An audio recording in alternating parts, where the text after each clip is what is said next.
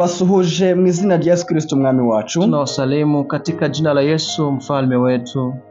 Turashima Imana cyane kubw'uyu munsi, na tunashukuru Mungu kwa siku ya leo kuko iduhaye amahirwe yo kuba tukiri bazima, sababu ametupatia na nafasi ya kuwa tena hai leo. Nje ntacyo natanze, wewe hari icyo watanzira? Nami sikukuwa na chochote nilichopana. Je, kwako ni je?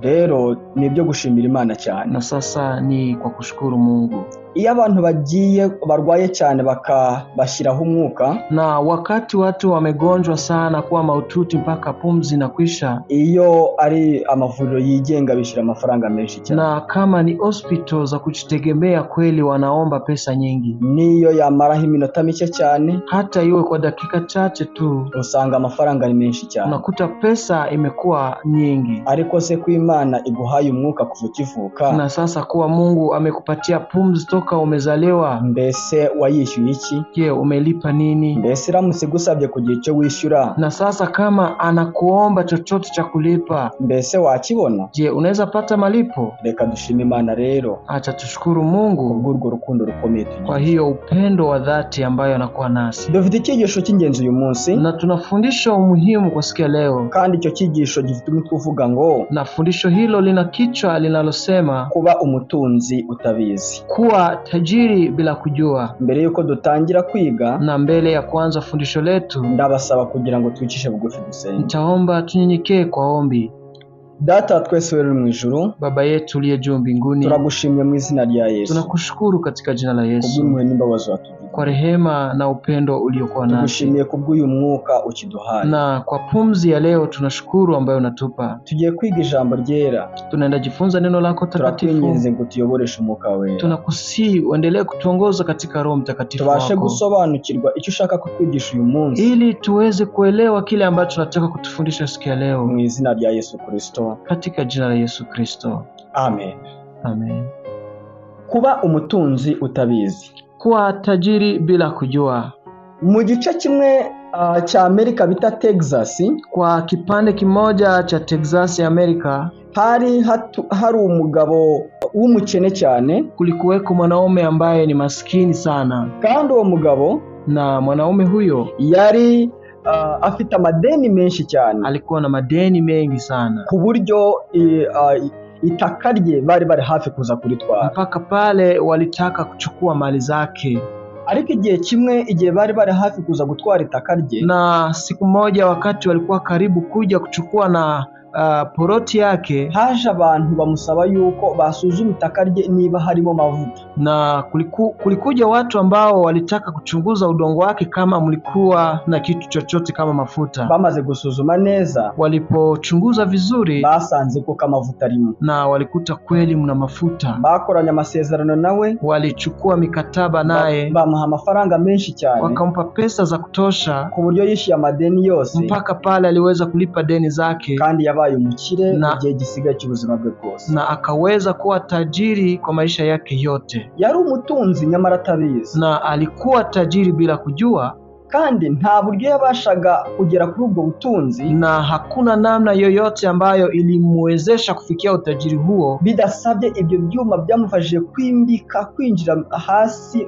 mwimbere, bila kuhitajika kwa vyuma hivi ambavyo vilimsaidia kwa kupima mpaka chini ya udongo, kugira ngo bakuremo ubwo butunzi, ili waweze hata kuondoa na mali hiyo, maze abo mutunzi nkuko byagenze, ili awe tajiri kama ilivyokuwa. Mbese wari ubizi ko nawe uri umutunzi? Je, nawe ulikuwa unajua kuwa wewe ni tajiri? Wari ubizi ko Imana yakubikije ubutunzi bukomeye? Je, unaweza jua kuwa Mungu alikuwekesha mali ya hali ya juu? Turi kuvuga kuri Biblia, tunaongelea Biblia, turavuga ku byanditswe byera, tunaongelea maandiko matakatifu, turavuga kuyiba urwandiko rw'urukundo rwavuye ku Mana, tunaongelea kuhusu barua takatifu ambayo ilitoka kwa Mungu pekee, urwandiko rw'urukundo, barua ya upendo rwavuye ku Mana ambayo ilitoka kwa Mungu.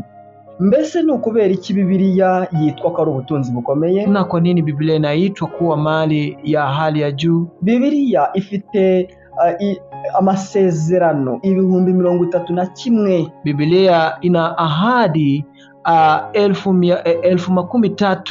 1031, kandi ifite amasezerano menshi cyane n'inama nyinshi, tena ina ahadi nyingi na shauri nyingi, iha abasore, ambayo inapatia vijana, iha abo mu muryango, inapatia familia, ibigendanye n'uburezi, kwa kuhusu malezi, so n'ibindi byinshi cyane na mengine zaidi. Biblia tubwira ngo ntutinye, inasema usiogope inshuro 360 mara 360. Mbese Imana ihishura iki binyuze muri Biblia? Na sasa Mungu anatufunulia nini kupitia Biblia? Muri Amos 3:7, katika Amos 3:7 haravuga ngo, nasema nukuri Uwiteka Imana ntizagira ikikora itabanje guhishurira abagaragu bayo b'abahanuzi ibishwe byayo. Hakika Bwana Mungu hatafanya neno lolote bila kuwafunulia watumishi wake manabii ya siri zake. Imana ihishura amabanga yayo muri Biblia. Mungu anafunua siri zake katika Biblia. Biblia yanditswe n'abantu barenga 40. Biblia iliandikwa na watu zaidi ya 40, kandi yandikwa mu myaka irenga 1600. Tena kuwa iliandikwa zaidi ya miaka 1060. Aho ngaho hapo tubona neza yuko nta muntu wigeze umara iyo myaka yose, na hapo tunashuhudia kuwa hakuna mtu ambaye aliyewahi kuishi miaka hizo zote. Bigaragaza yuko udapfa, inayoshuhudia kuwa asiyekufa ni wari uyoboye, ni yeye aliyekuwa anaongoza. Kandi usanga uwanditse igitabo kibanza, na unakumbuka na unajua kuwa na aliandika kitabu cha mwanzo, n'uwanditse igitabo giheruka, na aliandika kitabu cha mwisho, ntago batandukanye, hawako tofauti, ahubwo ubutumwa bwose burahuye, isipokuwa injili yote imekutana. So ibyo rero ni ibintu by'ingenzi cyane tubona, ni kusema hayo ni mambo muhimu ambayo tunakutana nayo, bitwereka urukundo rw'Imana, ambayo inashuhudia upendo wa Mungu. Mbese ikindi kibazo twakwibaza, na sasa swali lingine tunaweza kujiuliza, itegeko ryo kwandika Biblia ryavuye he? Na sheria ama amri ya kuandika Biblia ilitoka wapi? Iyo tugiye mu Kuva igice cyaho cya 34, kwa kutoka katika kwa kuangalia kitabu cha Kutoka 34 umurongo waho wa 27 mstari wake wa 27, aravuga hati, unasema, Uwiteka abwira Musa ati, Bwana akamwambia Musa, iyandikire ayo magambo, andika maneno haya, kuko isezerano nsezeranye nawe n'Abisirayeli, kwa kuwa mimi nimefanya agano nawe pamoja na Waisraeli, lihagaze kuri ayo magambo. Kwa mujibu wa maneno haya. Mose niwe wabaye umwanditsi wa mbere w'ibitabo bya mbere bya Biblia. Musa ndiye aliwahi kuwa mwandishi wa kwanza wa vitabu vya Biblia. Ariko itegeko ryo kwandika ryavuye ku Mana. Lakini sheria ama amri ya kuandika Biblia ilitoka kwa Mungu pekee. Mbere yuko Mose yandika, na mbele Musa aandike, Imana yavuganaga n'abantu, Mungu alikuwa akinena na watu binyuze mu kanwa k'abahanuzi, kupitia midomo ya wanabii. None iby'Imana ishaka, na sasa yale ambayo Mungu alikuwa akitaka bigakomeza guhererekanywa, na yaliendelea kufuatana ibinyejana uko byagiye bikurikirana, kwa miaka 100 vile iliendelea kufuatana. Adamu yabwiye abana be, Adam aliambia watoto wake, abana be babwira abana babo, na wana wake na wakaambia wana wao, abana babo babwira abandi bana, na wana wao wakaambia wana wao. Niko bagendaga babwirana. Ndivyo kizazi kiliendelea kufuatilia kikiambiana hivyo. Ariko igihe cyarageze, lakini muda ulifika, Imana iha Mose itegeko ryo kwandika. Mungu akampa Musa amri ya kuandika ama sheria, akamuongoza, hanyuma imubwira uburyo ugomba kwandika, baadaye ikamuonesha na namna ya kuandika. N'abandi bose niko byagenze, na wengine wote ndivyo yalivyokuwa. Iyo tugiye muri Yesaya, tukaangalia katika kitabu cha Yesaya igice cyaho cya 30, na katika sura yake ya 13 umurongo wa 8 mstari wake wa 8, naho haravuga hati, nako kunasema, nuko genda ubyandikire ku gisate imbere yabo, na ubyandike no mu gitabo, bibe iby'igihe kizaza kugeza iteka ryose. Amina. Amen.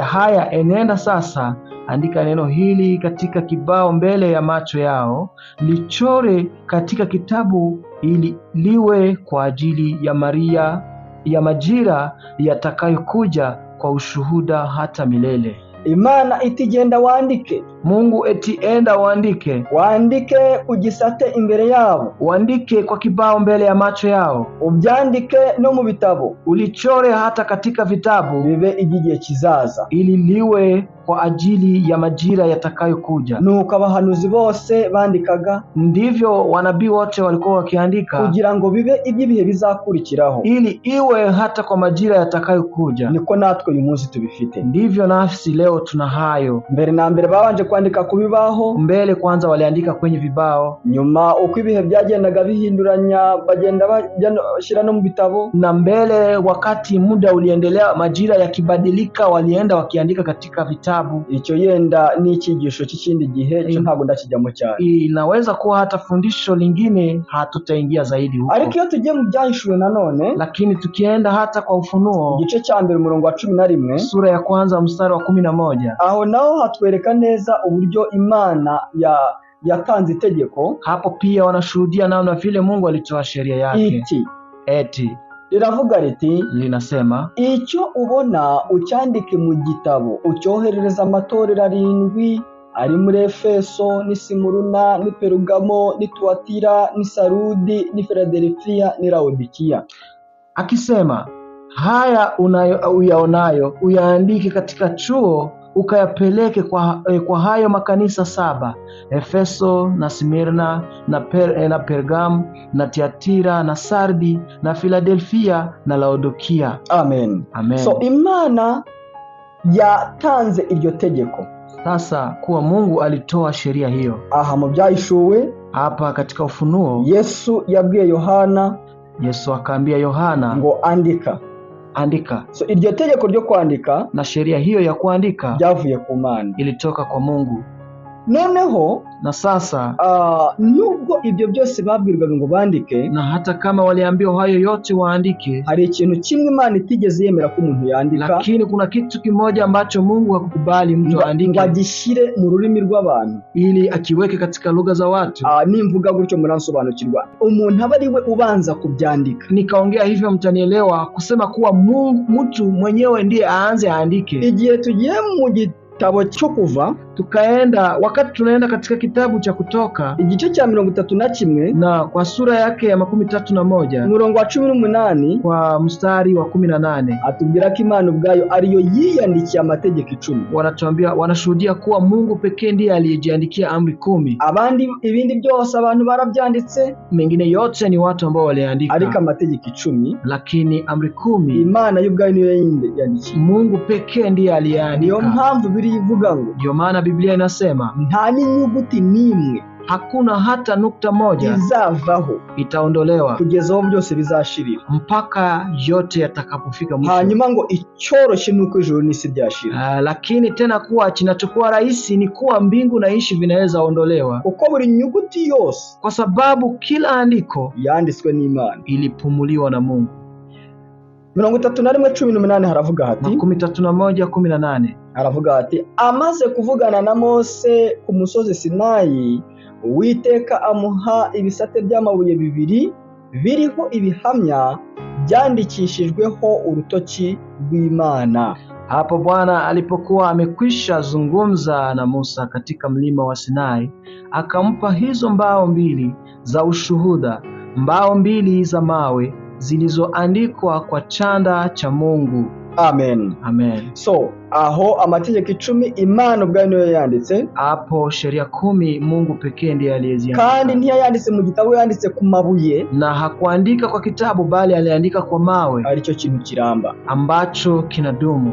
Ibyo bijyamo cyane ikindi gihe, na hayo tutaingilia zaidi siku nyingine. Ariko icyo nashaka kuzana ngo turebe, lakini kile ambacho nilitamania kuleta leo situone, nuko ibindi byose byanditswe n'abantu, ni kusema kuwa mengine yote yaliandikwa na watu bayobowe n'Umwuka Wera, wakiongozwa na Roho Mtakatifu. Hanyuma ariko amategeko 10, lakini amri 10 yo yanditswe n'Imana, aliandikwa na Mungu mwenyewe. Mbese ni gute Uwiteka yatanze ubutumwa bwe? Je, ni namna gani Mungu alitoa habari zake, abuha abahanuzi, akiwapatia mitume wake, kandi yabayoboye ate, na aliwaongoza namna gani mu kwakira ubwo butumwa bandikaga, na kwa kupokea habari hizo ambazo walikuwa wakiandika? Icyambere Amos 3:7 aho twasomye, Amos 3:7 pale ambapo tulisoma, hatubwira yuko Imana inatuambia kuwa Mungu ariyo yashatse guhishura amabanga yayo, kuwa yeye pekee ndiye alitaka kufunua siri zake kandi ikayahishurira abahanuzi, na ikafunulia kwa wanabii. Vuga ati Wao wanasema ngo nukuri Uwiteka Imana ntizagira ikikora itabanje kugihishurira abahagaragu bayo n'abahanuzi ibishe byayo. hakika Bwana Mungu hatafanya neno lolote bila kuwafunulia watumishi wake manabii siri yake. Imana iduhishurira ibyo ishaka gukora. Mungu anatufunulia yale anayotaka kufanya. Mbega uburyo ari igitangaza gikomeye! Angalieni vile ni jambo la ajabu sana kubona umwami w'isi n'ijuru, kuwa mfalme wa mbingu, umuremyi, muumbaji, aduhishurira ayo mabanga yewe, akitufunulia siri zake. Ni ikintu kitoroshe kandi gikomeye cyane. Ni jambo la msingi tena la ajabu. Babonaga bate ibyo bandika? Je, walikuwa wakiona namna gani wale wanaoandika? Tunapoenda katika kitabu cha Hesabu igice cyaho cya 12, sura yake ya 12, umurongo waho wa 6 na mstari wake wa 6, haravuga hati unasema, arababwira ati, kawaambia, nimwumva amagambo yanjye, niba muri mwe hazabamo umuhanuzi mwiyerekwa, niho Uwiteka azamwimenyeshereza, mu nzozi niho nzavuganira nawe. Kisha akawaambia, sikizeni basi maneno yangu, akiwapo nabii kati yenu, mimi Bwana nitajifunua kwake katika maono, nitasema naye katika ndoto. Amen. Amen. So niba muri mwe ngo hari umuhanuzi, na kama miongoni mwenu muna nabii mwiyerekwa, niho Uwiteka nzamwimenyeshereza, katika nzozi na maono ndipo mimi Mungu nitajifunua kwake, kandi mu nzozi niho nzavuganira nawe, katika maono ndipo nitaongea naye. So urabona uburyo Uwiteka yakoraga. Mnaangalia namna vile Mungu alikuwa anatumika, akorana n'abahanuzi, akitumika pamoja na nabii.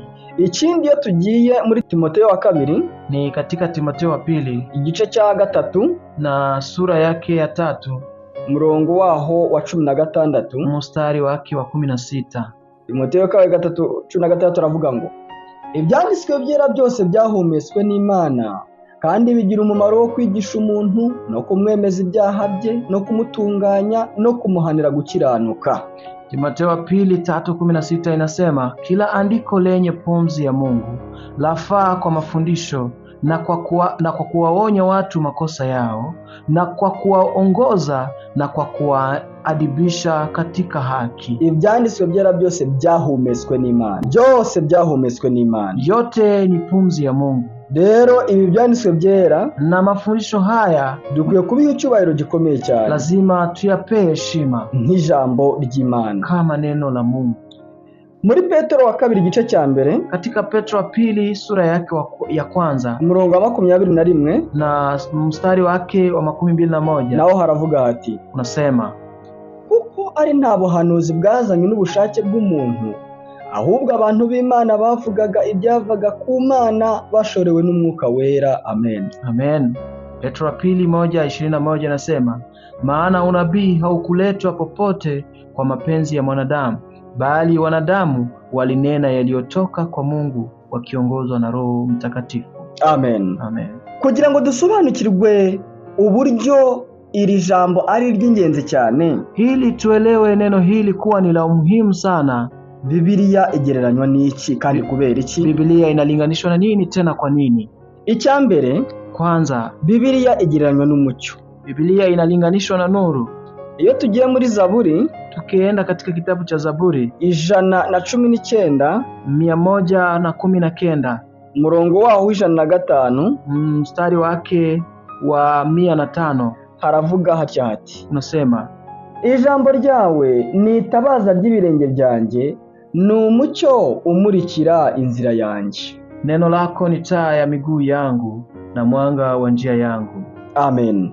So ijambo ry'Uwiteka ni itabaza. Neno la Mungu ni taa irimurikira ibirenge byacu, lina mwanga wa njia yangu. So icyo kigaragaza neza kuwa hicho kinashuhudia kuwa uburyo niba nk'abantu dushaka kugendera mu mucyo, kama watu tunapotaka enenda katika nuru muri iyi si yuzuye umwijima, katika dunia hii ambayo imejaa giza, dukwiye kuyoborwa n'ijambo ry'Imana. Lazima tuongozwe na neno la Mungu. Ikintu cyose ugiye gukora, kila jambo lote ambalo unataka kufanya, wibaze uko Imana ikibona. jiulize kwanza namna vile Mungu atataka ufanye. So icyambere, Bibiliya igereranywa n'umucyo. Kwanza, Biblia inalinganishwa na nuru. Icya kabiri, Pili, Bibiliya igereranywa n'inkota. Inalinganishwa na upanga.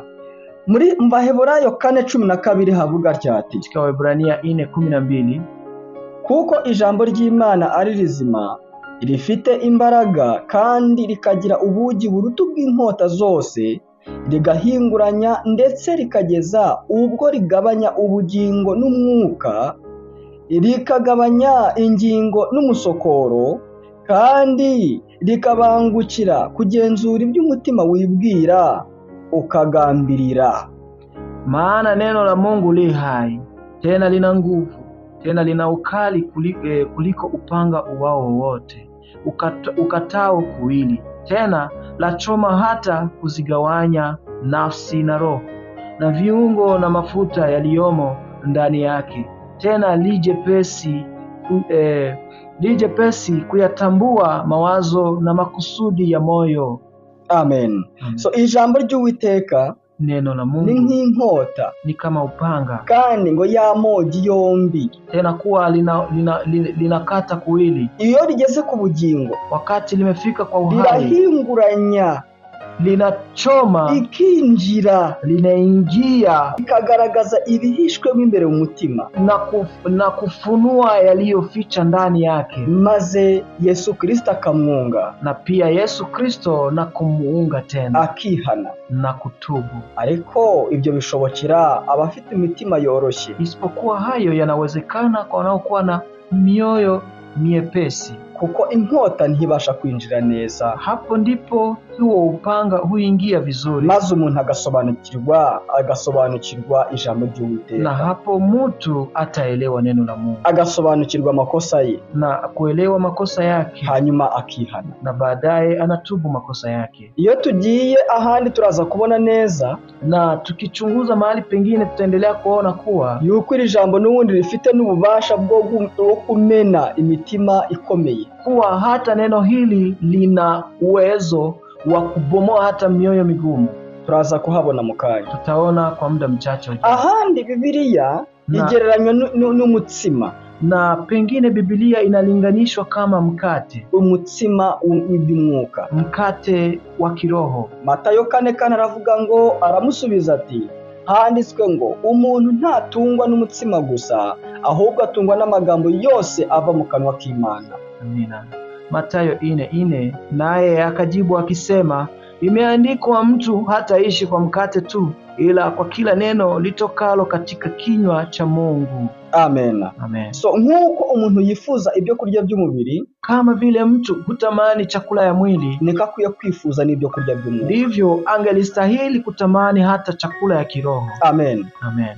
Mbese iyo uriye rimwe gusa ku munsi ubasha gupfa? Je, ukila mara moja kwa siku unaweza kufa? Oya, ubasha kudapfa. Hapana, huwezi kufa. Ariko ntago wagira imbaraga nk'umuntu urya kabiri gatatu. Lakini huwezi kuwa na nguvu kama yule anayekula mara 2 au mara 3 kwa siku. Ushaka kugira imbaraga z'umubiri, ukitaka kuwa na nguvu za kimwili, urarya, utakula kabiri gatatu, mara 2 au mara 3. Niko n'iby'umwuka bimeze. Hata ndivyo ya kiroho yalivyo. Niba dushaka kugira imbaraga mu by'umwuka, tukitaka kuwa na nguvu katika kiroho, reka turye, hata tule, dusome Bibiliya, tukisoma Biblia buri munsi, kila siku. Amen. Amen. Kandi ikindi na kingine, mbese uramutse umaze iminsi 3 utarya, je, ukifanya siku 3 bila kula, ugakomeza kurya rimwe mu minsi 3 na unaendelea kula mara 1 kwa siku 3, mbese byagenda bite? Je, inakuaje? Uzagenda unanuka kugeza igihe uzapfira, na utaendelea ukipungua mpaka pale utakufa. Hari abantu benshi bapfuye mu by'umwuka, na kuna watu wengi ambao wamekufa kiroho. Niyo mpamvu rero dukwiye kwirinda kugeraho. Ndio maana lazima tujilinde kufikia huko. Gusa niyo umuntu yaba yarapfuye mu by'umwuka, na hata mtu anaweza kuwa alikufa kiroho, Yesu Kristo yiteguye kumuzura. Yesu Kristo yu tayari kumfufua, kandi agaruke none agendere mu buzima, na arudi aenende katika maisha mapya, agende nk'uko Imana ishaka, na aenende vile Mungu anavyotaka, yitangire gusoma ibyanditswe byera. Anapojiandaa kwa kusoma maandiko matakatifu. Efeso 2 niho habivuga. Katika Efeso 2 wanasema hivyo, murongo wa mbere kwa mstari wa kwanza murongo wa 5 hata mstari wa 5. Biblia kandi, na Biblia pia igereranywa n'inyundo, inalinganishwa na hama kandi n'umuriro, na kama moto pia. Muri Yeremia, katika Yeremia igice cyawo cya 23 na sura yake ya 23 murongo waho wa 29 mstari wa 29 haravuga hati, nasema, kandi Uwiteka arabaza ati, mbese ijambo ryanjye ntirimeze nk'umuriro cyangwa nk'inyundo imenagura urutare?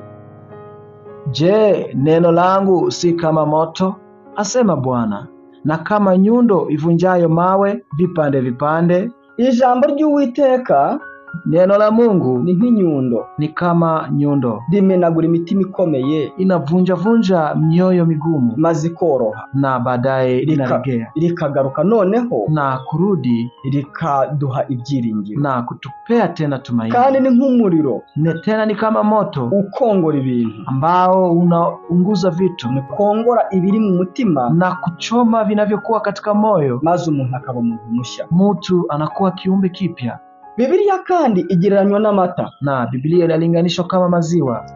Muri Petero, katika Petro wa mbere, Petro wa kwanza igice cyaho cya 2 sura yake ya 2 murongo wa 2 mstari wake wa 2 haravuga hati, nasema,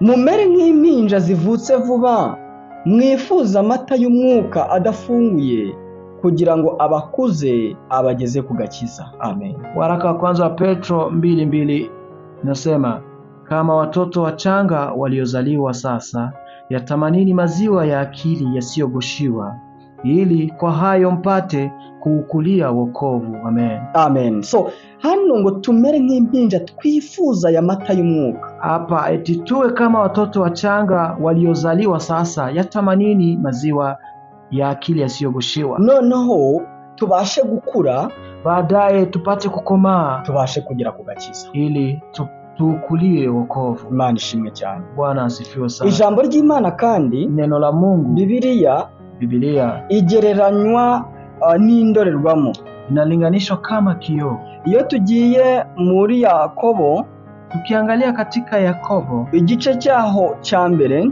sura yake ya kwanza murongo wa 23 mstari wa 23 haravuga hati, nasema, kuko uwumva ijambo gusa ntakora ibyaryo ameze nk'umuntu urebeye mu maso he mu ndorerwamo. Kwa sababu mtu akiwa ni msikiaji wa neno tu wala si mtendaji, mtu huyu ni kama mtu anayejiangalia uso wake katika kioo. So muri rusange, katika ujumla, ijambo ry'Imana rigereranyije n'indorerwamo. Neno la Mungu linalinganishwa kama kioo. Mbese uramutse wirebye mu ndorerwamo, na sasa kama umejiangalia katika kioo, ugasanga umusatsi wawe ntusokoje, umekuta hukutengeneza nywele zako vizuri, iyo ndorerwamo iragusokoza. Je, kioo hicho ndicho kitakuchanua? Changa ni wewe ugomba kugira icyo ukora kugira ngo umusatsi wawe ube neza? Ama ni wewe ambaye unaweza kujichanua ili utengeneze nywele zako? Mbese ndorerwamo ikweretse ko mu menyo harimo ibishyimbo, na kama kioo chako kimekuonesha kuwa katika meno yako una maharagi, iyo ndorerwamo iragenda itikura ibyo bishyimbo mu menyo. Je, kioo hicho ndicho kitaenda katika meno yako na kutoa uchafu huo? Changwa ni wewe ufite icyo gukuramo ibyo bishyimbo? Ama ni wewe ambaye utafanya hiyo jitihada ya kutoa uchafu katika meno yako? Niko n'umuntu, ndivyo na mtu, iyo ibyanditswe bimaze kumwereka uko ari, wakati maandiko matakatifu yamemshuhudia vile alivyo, binamubwira yuko akwiriye kwihana, na ni kusema itamuonesha kama yeye mwenyewe lazima atubu, atunganye ubugingo, atengeneze maisha yake. Niyo mpamvu rero, ndio maana dukwiriye kwita kuri ayo magambo, tunapasha kustahili kujali maneno haya, kwita ku ijambo ry'Uwiteka, lazima tujali maandiko matakatifu ya Mungu, kandi iryo jambo pia kuwa neno hilo libashe kutuyobora, linapasha kutuongoza. Amen. Amen. Muri Zaburi katika kitabu cha Zaburi twabonye amagambo atwereka impamvu Imana yaduhaye Bibiliya. tuliona maneno ambayo yalitushuhudia kuwa sababu ya kutushuhudia sababu Mungu alitupatia Biblia. Yariduhaye kugira ngo iribe itabaza ritumurikira. Alitupatia neno hilo ili liwe nuru ya kutuangazia, maze tubashe kubona aho tunyura, ili ipate kuangazia njia zetu, tutagwa mu mwijima w'isi, ili tusipate kuanguka katika giza ya dunia hii. Rero na sasa muri Petero wa kabiri, katika Petro wa pili hatubwira indi mpamvu, inatuambia sababu nyingine. Umurongo wa igice cya 3 umurongo wa 16 na 17, sura yake ya 3 mpaka 16 na 17, aravuga ngo ibyanditswe byera byose byahumetswe n'Imana kandi bigira umumaro wo kwigisha umuntu no kumwemeza ibyaha bye no kumutunganya no kumuhanira gukiranuka, kugira ngo umuntu w'Imana abashyitse afite ibimukwiriye byose ngo akore imirimo myiza yose. Amen.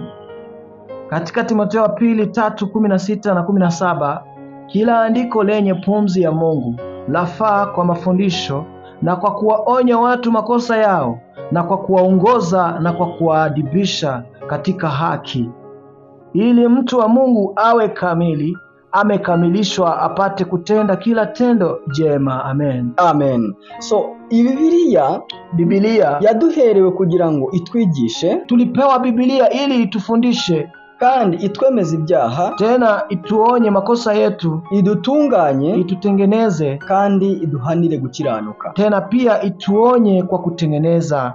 Urabona uburyo Biblia ari ingenzi cyane, na mnaangalia namna vile Biblia ni muhimu sana. Kubw'iyo mpamvu rero, kwa sababu hiyo, bitewe n'uburyo ari ingenzi, kwa sababu ni muhimu, Satani yarayirwanyije cyane. Shetani alipiganisha Biblia sana, akomeje kuyirwanya yivuye inyuma pe, na aliendelea mpaka sasa kupiganisha Biblia kwa bidii zake. Ariko nubwo akomeje kuyirwanya, lakini hata ataendelea kupiganisha Biblia, ntago yayitsinze, hajashinda. Amen. Muri Yesaya 40:8, katika Isaya sura yake ya 40 mstari wa 8, haravuga hati, unasema, ubwatsi buraraba uburabyo bugahunguka, ariko ijambo ry'Imana yacu rizahora iteka ryose. Amen.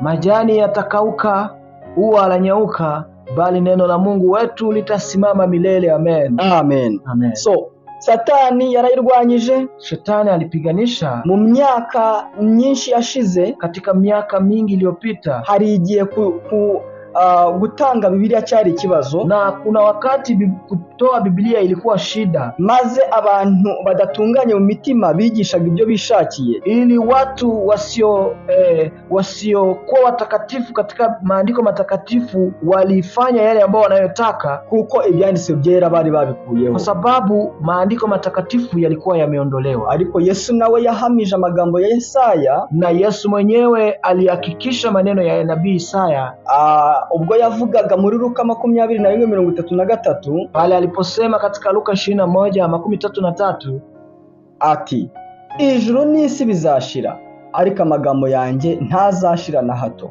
Kuwa mbingu na nchi zitapita, lakini maneno yangu hayatapita kamwe. Amen. Amen.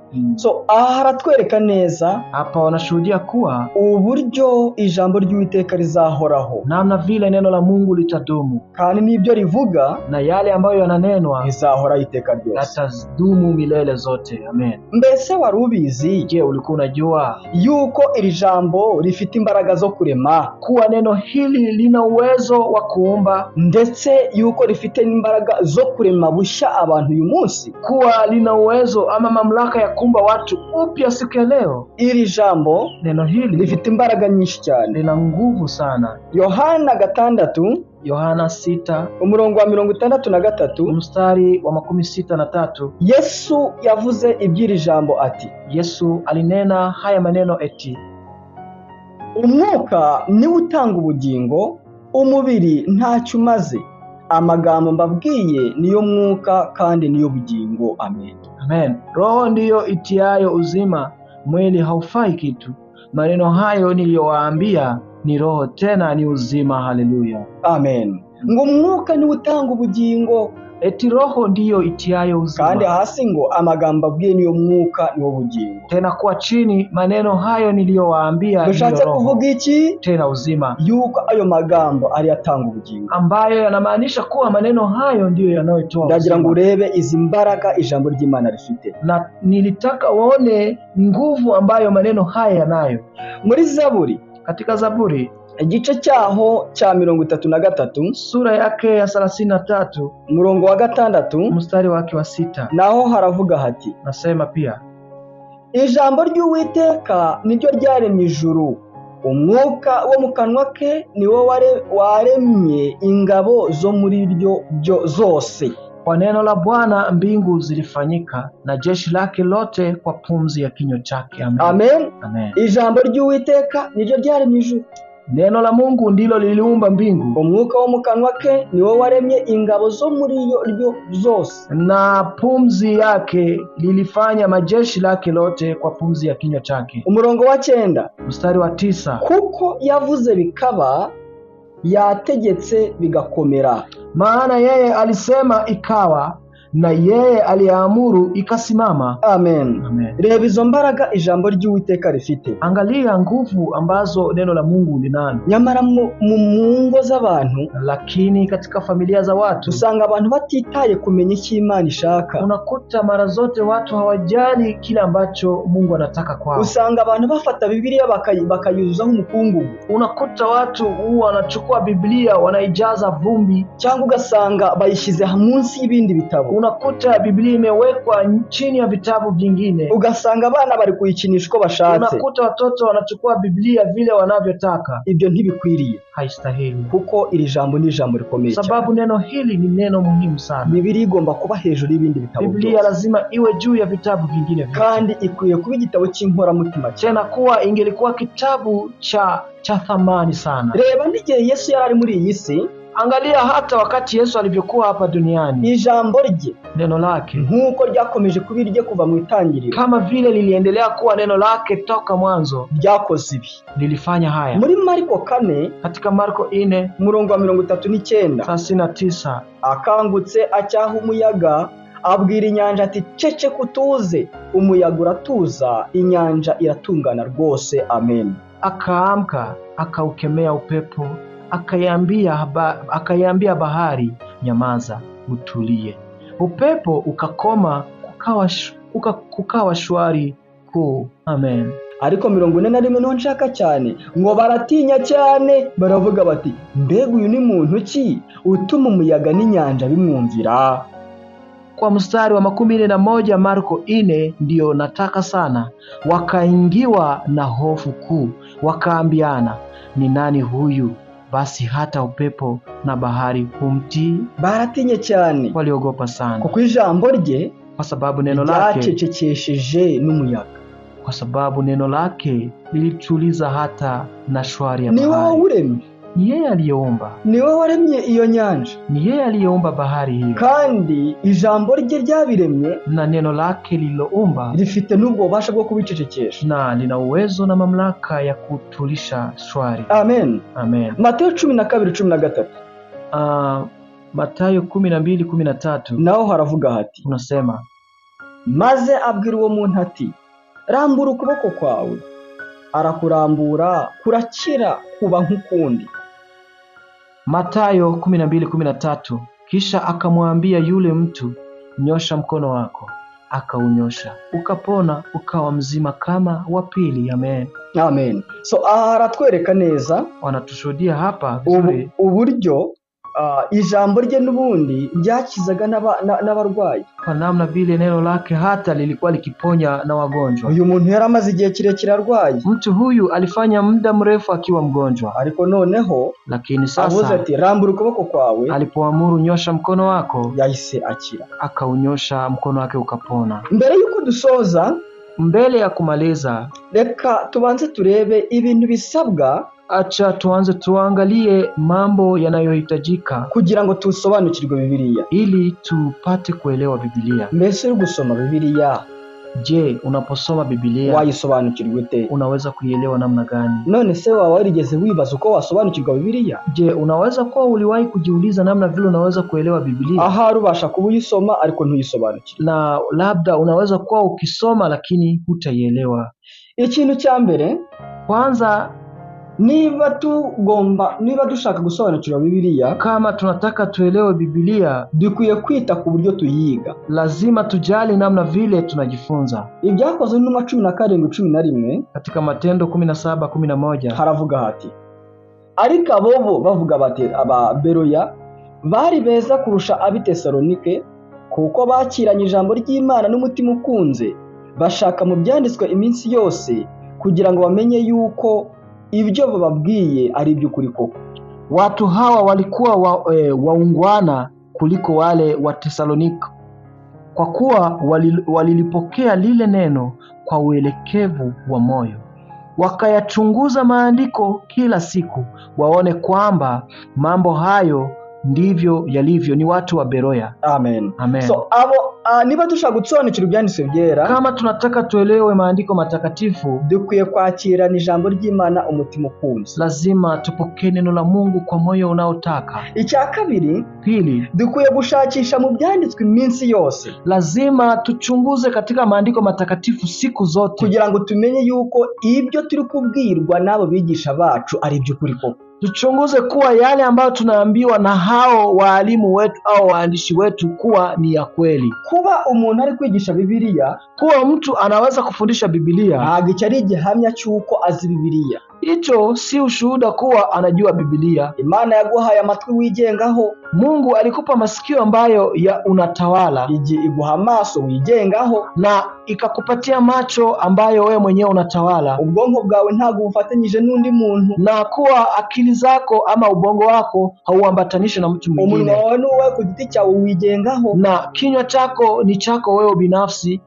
Ntabwo rero Si sasa ukwiye gufata buri kimwe cyose uhawe na kuchukua kila chochote unachopewa, ahubwo garuka wisomere, baadaye urudi uchunguze. soma ibyanditswe byera, Uchunguze maandiko urebe matakatifu, koko ibyo ubwiwe yuko ari byo. uchunguze kuwa yale ambayo unaambiwa ni ya kweli. Amen. Amen. Icyo rero Hicho sasa ni kimwe mu bintu bizafasha abantu ni mojawapo ya mambo ambayo yatasaidia watu gusobanukirwa Bibiliya. kwa kuelewa Biblia. Ikindi cya kabiri, Pili, niba turabo gusobanukirwa Bibiliya, kama tuko watu wa kuelewa Biblia, mbese dukwiye kuyiga dufite uwuhe mutima? na sasa tunaweza kujifunza Biblia tukiwa na moyo gani? Niki dukwiye kuba twiteguye gukora? Ni nini au jambo gani tunaweza kujiandaa kufanya? Muri Yohana, Katika Yohana igice cyaho cya 7, sura yake ya 7 umurongo wa 17, mstari wa 17 haravuga hati, unasema,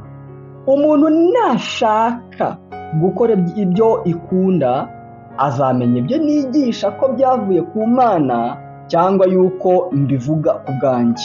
mtu akipenda kuyatenda mapenzi yake atajua habari ya yale mafunzo, kwamba yatoka kwa Mungu au kwamba mimi nanena kwa nafsi yangu tu. Amen. Amen. So umuntu nashaka kumenya, Mtu akipenda kuyatenda mapenzi yake, so umuntu akwiye kuba afite ubwo bushake, lazima mtu awe kwanza na utashi ama kupenda bwo gukora iby'Imana ikunda, kwa kutenda mapenzi yake Mungu. Umuntu niba adafite ubushake bwo gukora iby'Imana ikunda, na kuwa Mungu, mtu hata kuwa na mapenzi ya kufanya hata kuwa na utashi wa kufanya mapenzi ya Mungu, ntacyo azamenya, hatajua chochote. ariko umuntu naba afite ubushake, Lakini mtu akiwa na utashi, Imana izatandikira kuri ubwo bushake, ataanzia kwa huyo utashi wake, hanyuma imufashe, baadaye imsaidie. Luka 11:28, Luka 11:28 naho haravuga hati, unasema, nawe aramusubiza ati, ahubwo hahirwa abumva ijambo ry'Imana bakaryitondera. Inasema, lakini yeye alisema, afadhali heri walisikiao neno la Mungu na kulishika. Hahirwa abumva ijambo ry'Imana, heri walisikia neno la Mungu kandi bakaryitondera, baadaye na kulishika. Abaroma 2:13, Roma 2:13 naho haravuga hati, unasema, ko abumva gusa amategeko atari bo bakiranuka ku Mana, ahubwo abayumvira nibo bazatsindishirizwa nayo, kwa sababu sio wale waisikiayo sheria walio wenye haki mbele za Mungu, bali ni wale waitendao sheria watakaohesabiwa haki. Amen. Amen. Abayumvira, wanaosikia. Kumvira ni ingenzi cyane, kusikia ni muhimu sana niba tugomba kumenya ibyanditswe byera, kama itatubidi tutii maandiko matakatifu. Iyo nanone tugiye muri Yesaya, na tena tukienda katika Yesaya hatubwira ikindi kintu cy'ingenzi cyane cyangombwa mu gusobanukirwa Bibiliya. Wanashuhudia kingine kitu cha msingi sana ambacho kitatufanya tuelewe maandiko matakatifu. Muri Yesaya 28, katika Yesaya 28 murongo waho wa 10, mstari wake wa 10. Mbese twige Bibiliya dute? Na sasa tujifunze namna gani Biblia niba dushaka kuyisobanukirwa, kama tunataka tuelewe. Kuko irye ari ugutoza itegeko rikurikirwa n'irindi, itegeko ku itegeko, umurongo ku murongo n'umurongo ku murongo, aha bikeya hariya bikeya.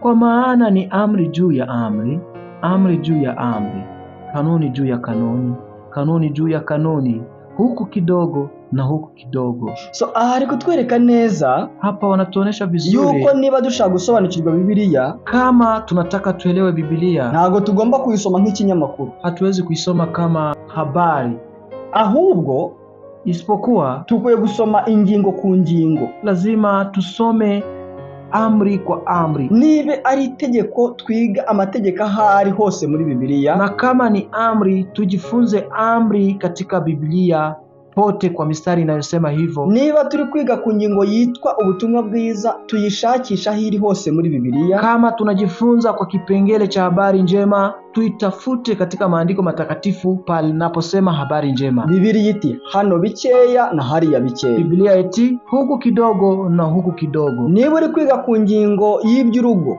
kama unajifunza kwa kipengele cha familia, ja aho iyo ngingo y'urugo ivugwa hose muri Bibiliya.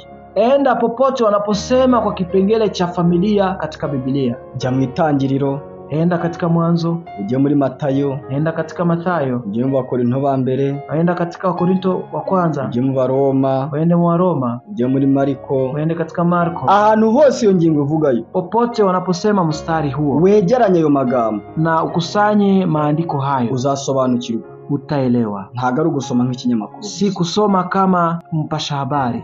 Ikindi, niba dushaka gusobanukirwa Bibiliya, na kama tunataka tuelewe Biblia, birashoboka yuko twakwegera abayiturusha. Lazima tuzogelee wale ambao wanatuzidi, ariko nabo tubagenzurishe Bibiliya, lakini nao tuwachunguze kwa kutumia Biblia. Nta kwemera ikintu cyose umuntu ahawe, bila kukubali chochote ambacho watatuambia. Matayo 28:19-20 havuga ngo, nuko mugende muhindura abantu mu mahanga yose abigishwa, mubabatiza mu izina rya Data wa twese n'Umwana n'Umwuka wera, mubigisha kwitondera ibyo nababwiye byose, kandi dore ndi kumwe namwe iminsi yose kugeza ku mperuka y'isi. Amen.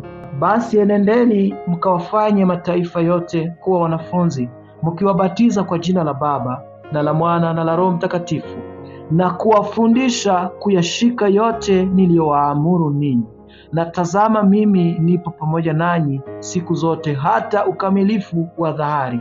Amen. Amen. So aha rero ari kutwereka yuko, hapa wanatuonesha kuwa birashoboka yuko wakwigishwa n'uwo ukurusha gusobanukirwa Bibiliya. Huwa unaweza kufundishwa na yule ambaye anakuzidi kuelewa Biblia, ariko nawe lakini naye umusuzumishe Bibiliya, umchunguze kwa kutumia maandiko matakatifu. Kuko uvuga yuko asoma Bibiliya wese siko ayisobanura uko bikwiriye, na kwa kuwa yeyote yule ambaye anasema kuwa anafundisha Biblia sivyo anavyoielewa naye pia, au anaieleza vile ilivyo. Ahubwo Biblia tukwiye kuyireka yisobanure, isipokuwa ingelitubidi tuache Biblia yenyewe ijieleze. Biblia igomba kwisobanura ubwayo, Biblia inastahili jieleze yenyewe. Noneho ikindi rero kuiherezo, niba dushaka gusobanukirwa Biblia, na kingine kwa mwisho, kama tunataka tuelewe Biblia, dukwiye kumenya uko dukwiriye kuyiga. Lazima tujue namna vile tunapasha kujifunza. Yakobo igice cya 5 haravuga ngo, ariko niba hariho umuntu muri mubuza ubwenge, abusaba Imana iha abantu bose itimana, itishama, kandi azabuhabwa. Yakobo 1:5, lakini mtu wa kwenu akipungukiwa na hekima na aombe dua kwa Mungu awapaye wote kwa ukarimu, wala hakemei, naye atapewa. So umuntu wese, mtu yote ushaka ubwenge, anayetaka hekima, akwiye kubusaba Imana, lazima aombe Mungu. Rero igihe tugiye gusoma iyi Bibiliya, na sasa wakati tunaenda kusoma Biblia hii, tugiye gushaka ubwenge bw'Imana, tunakuwa tumeenda kuomba hekima kwa Mungu. Rero ni ngombwa yuko mbere yuko twiga, ndio maana mbele ya kujifunza dukwiye kubanza tugasenga, na inatubidi tuanze tukaombe. So turi kurangiza rero, tunapomaliza muri Matayo 11:25, katika Matayo 11:25, Yesu yatubwiye aya magambo. Yesu alituambia maneno haya, aravuga ati, muri iyo minsi Yesu aravuga ati, ndagushima Data, mwami w'ijuru n'isi, kuko wahishe ibyo abanyabwenge n'abahanga ukabimenyesha abana bato. Katika Matayo 11:25 inasema, wakati ule Yesu akajibu akasema, nakushukuru Baba, Bwana wa mbingu na nchi, kwa kuwa mambo haya uliwaficha wenye hekima na akili, ukawafunulia watoto wachanga. Uyu murongo tugaragariza yuko, mstari hii inatushuhudia kuwa niyo umuntu yaba atarize, hata kama mtu hakusoma mu mashuri y'isi na katika vyuo vya duniani, niyo yaba yireba nk'umuswa, hata kama mwenyewe anaweza kujishuhudia kama mjinga, Imana yamwigisha Biblia kandi akayisobanura. Biblia Mungu anaweza kumfundisha na anamfanya kuwa mwenye akili. Ntiwigaye rero, usijidharau, ngo sinize, eti mimi sikusoma, ubwo sinasobanukirwa Biblia, siwezi elewa Biblia. Noneho Yesu rero, na baadaye anavuga yuko n'abana bato, anasema kuwa hata watoto wachanga baramutse bayobowe n'Umwuka Wera, wakiongozwa na Roho Mtakatifu, bayisobanukirwa, wanaweza kuelewa. Yohana 5:39 aravuga ati, murondora mu byanditswe, kuko mwibwira ko muri byo arimo mufite ubugingo buhoraho, kandi ari byo bimpamya. Ni katika Yohana 5:39 inasema, mwayachunguza maandiko kwa sababu mnadhani kwamba ninyi mna uzima wa milele ndani yake, na hayo ndiyo yanayoshuhudia. Amen. Mu byanditswe byera niho hazadufasha kubona ubugingo buhoraho. Katika maandiko matakatifu ndiyo yatatusaidia kupata uzima wa milele, kandi ibyo nibyo bihamya Yesu, na ndiyo yanayomshuhudia Yesu. Matayo 4:4 ni katika Matayo 4:4 yuko ari ibyo kurya by'umwuka, unatufundisha kuwa ndiyo chakula cha uzima cha kiroho. Niba dushaka kugira imbaraga mu by'umwuka rero, kama tunataka kuwa na nguvu katika kiroho, reka dusome ibyanditswe byera, acha tusome maandiko matakatifu. Wibaze ibi bibazo, unapojiuliza maswali haya, kandi ubisubize ubwawe, tena ujijibu mwenyewe. Mbese nkunda Biblia bingana iki? Je, napenda Biblia kiasi gani? Kandi nkunda kuyirya buri munsi nk'ibyo kurya by'umwuka? Je, nayakula kila siku kama chakula ya kiroho? Mbese ubutumwa muri Biblia mbufata nk'amakuru asanzwe cyangwa nk'amahame mazima? Je, maandiko matakatifu nachukua kama habari za kawaida ama kama msingi wa maandiko matakatifu, cyangwa nk'amahame mazima, au kama sheria ya msingi? Mbese je, mpitamo gukurikira ibyifuzo byanjye? Je, nachagua kusikiliza matakwa yangu ama mahitaji yangu binafsi? Igihe ibyanditswe byera bihakanya ibyifuzo byanjye, wakati maandiko matakatifu yanakataa matamanio yangu ama mahitaji yangu? Cyangwa mpitamo gukurikira iby'Imana ishaka nubwo byaba bihabanye n'ibyifuzo byanjye? Ama naamua kufuata yale ambayo Mungu anataka hata kama yanapishana na mahitaji yangu? Imana idufashe, Mungu atuwezeshe, Imana igufashe gusubiza ibibazo, na Mungu akuwezeshe kujibu maswali haya, kandi no gukurikira ibi byigisho by'ingenzi na kufuatilia mafundisho haya msingi, mu izina rya Yesu, katika jina la Yesu. Amen. Amen. Reka dusenge dusoze. Tuombe kwa kumaliza. Turagushimye Data wera, tunakushukuru Baba Mungu yuko wadukunze cyane, kwa kuwa ulitupenda sana ukaduha ibyanditswe byawe byera, na ukatupatia maandiko yako matakatifu, aho uduhishurira amabanga yawe, pale ambapo unatufunulia siri zako. ufashe buri muntu wakurikiye ibyigisho, Na usaidie kila yeyote aliyefuata mafundisho haya, kandi abashe guhora byibuka, na umwezeshe kuzidi akikumbuka mafundisho haya. utubashishe kugira umwete wo gusoma ibyanditswe byera, na utuwezeshe kuwa na bidii ya kufuatilia maandiko matakatifu ndetse no gukurikiza ubutumwa wadushyiriyemo, na kufuatilia injili ama habari ambayo ulituwekea ndani, ngo ubashe kuba amahame agenga ubuzima bwacu buri munsi, ili iwe mafundisho ama msingi ya kufuatilia kila siku, mu izina rya Yesu. katika Amen. jina la Yesu Kristo. Amen. Amen.